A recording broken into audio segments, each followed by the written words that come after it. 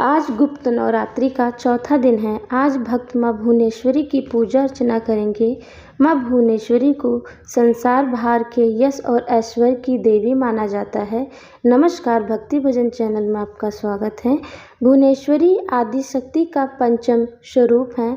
इसी रूप में माँ ने त्रिदेवों को दर्शन दिए थे। माँ भुवनेश्वरी को 10 महाविद्याओं में चौथा स्थान प्राप्त है।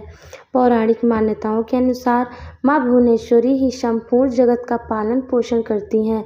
उन्हें जगत धात्री भी कहा जाता है। माँ भुवनेश्वरी 14 भुवनों की स्वामिनी हैं। माँ को भगवान शिव की सखी माना गया है। माँ भुवनेश्वरी की पूजा लाल रंग के पुष्प, निवेद, चंदन, कुमकुम, रुद्राक्ष की माला, सिंदूर, फल आदि से करनी चाहिए। पूजा के बाद कथा का पाठ करना चाहिए। माँ भुवनेश्वरी देवी की कथा। पौराणिक कथा के अनुसार काल की शुरुआत में ब्रह्मा, विष्णु और रुद्र जगत की संरचना प्रारंभ कर रहे थे। एक उड़ता हुआ रथ उनके सामने आया और एक आवाज़ ने उन्हें रथ में बैठने का आदेश दिया। जैसे ही त्रिदेव रथ में बैठे, यह मन की गति से उड़ने लगा। उन्हें एक अजीब से स्थान पर लेकर गया। यह स्थान असल में रत्नों का द्वीप था, जिसके चारों तरफ अमृत का सागर, मनमोहक आकर्षक जंगल थे। जैसे ही त्रिदेव रथ के बाहर उतरे, वह स्त्री स्वरूप में बदल गया। उन्होंने उस द्वीप का अच्छी तरह मुआयना किया। वह उन्हें एक शहर मिला। उस शहर के चारों तरफ सुरक्षा की 9 परतें थीं और इस शहर की सुरक्षा उग्र स्वभाव के भैरव क्षेत्रपाल, मातृका और दिक्पाल कर रहे थे। जैसे ही वह शहर के अंदर गए, शहर का सौंदर्य और विकास देखकर मंत्रमुग्ध हो गए। आखिरकार वे शहर के अंदर स्थित मुख्य राजमहल में पहुँचे, जिसका नाम चिंतामणि गृह था और जिसकी सुरक्षा योगिनियाँ कर रही थी। यह शहर श्रीपुर था, देवी भुवनेश्वरी की राजधानी, जो मणिद्वीप की रानी थी। जैसे ही त्रिदेव महल के अंदर घुसे, उन्हें देवी भुवनेश्वरी के दर्शन हुए। उनकी छटा लाल रंग की थी। उनकी 3 आँखें, 4 हाथ थे तथा उन्हें लाल रंग के आभूषण पहने थे।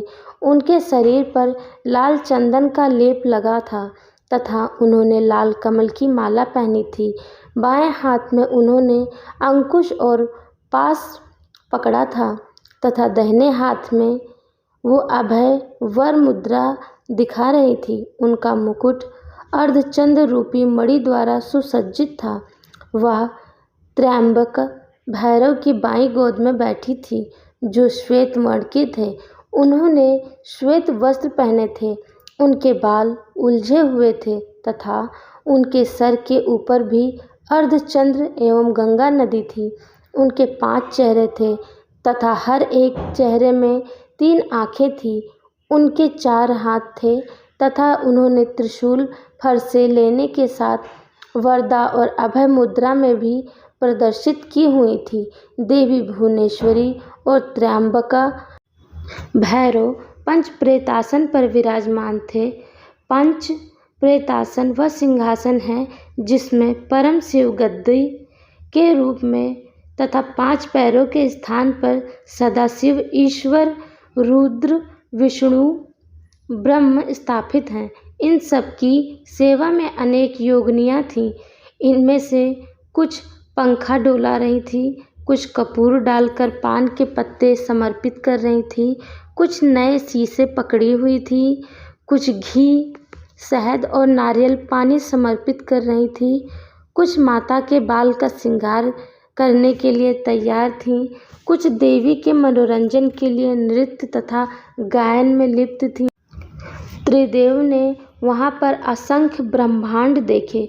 हर ब्रह्मांड में उनकी तरह ही त्रिदेव थे और यह सब उन्होंने माता भुवनेश्वरी के पैरों के नाखून में ही देख लिया।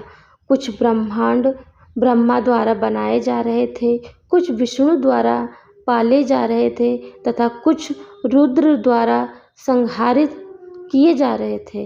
त्रयंबक ब्रह्मा की इच्छा शक्ति द्वारा उत्पन्न भुवनेश्वरी ने त्र्यंबका के 3 स्वरूप बनाए, ब्रह्मा, विष्णु और रुद्र। इस तरह त्रिदेव त्र्यंबक के ही 3 रूप हैं। तत्पश्चात देवी भुवनेश्वरी ने अपनी शक्तियाँ त्रिदेव को प्रदान की। ब्रह्मा के लिए देवी सरस्वती, विष्णु के लिए देवी लक्ष्मी तथा रुद्र के लिए देवी काली का निर्माण किया तथा उन्हें उनकी जगहों पर स्थापित किया।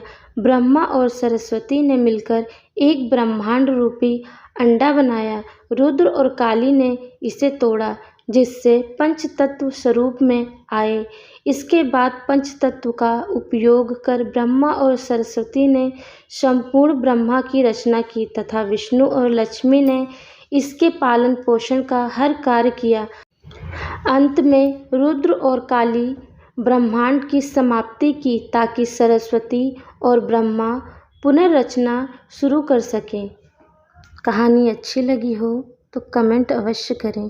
धन्यवाद।